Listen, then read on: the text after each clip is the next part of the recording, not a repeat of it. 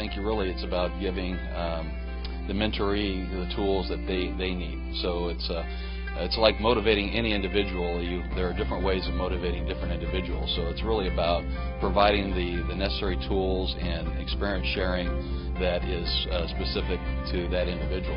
The folks that we mentor are later stage entrepreneurs. Sometimes people have had experience with starting up 1, 2, or 3 companies, or have been working in corporate America for 20 or 30 years and are looking to start a business and are looking for some guidance. So our relationship are with folks that might not be ready for prime time.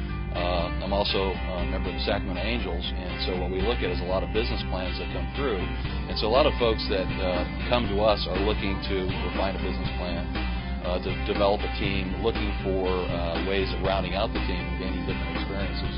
Now, as it turns out that you do develop long-term relationships with them based on a friendship or an ongoing relationship, but it's really driven based on that mutual need. The later stage entrepreneurs come look for different things. How do I find capital? How do I find an engineering team? How do I protect my IP?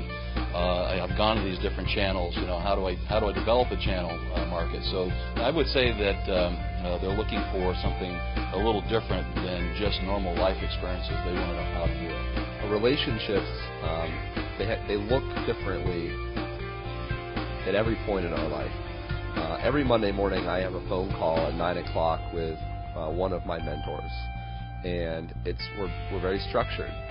I share with him my business problems, I share with him my personal problems, and he gives me feedback and direction. Bert and I may exchange an email or a Facebook message, or late night at a bar, have a long conversation about business strategy and different things that we're working on. Through the real estate business and my restaurant career, I made friends with a local restaurant owner, a local attorney, and a federal appeals judge. They all had a huge impact, although I really did not realize that they were guiding me and directing me and helping me. But when I look back, what I realized they were doing was being honest with me.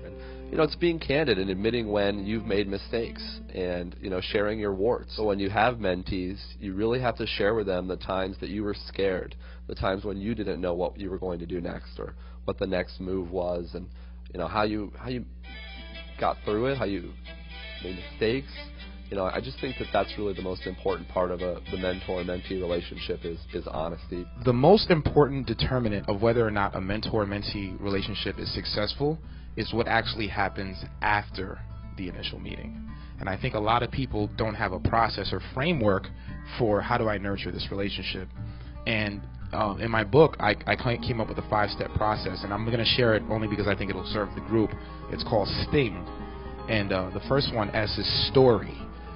What is your story? What are your values? What is your vision? And how does that match with the person's story? Because in the people that I've spoken to, when the stories didn't match, they might be good for getting advice, but it didn't set up the foundation for a good long-term relationship. The other one is tier. So a lot of people, I always tell people that, you wouldn't want Michael Jordan to be your first basketball coach, right? Because you'd probably get pretty frustrated. You'd be like, shoot 500 more jump shots, and you want to go home and have a meal.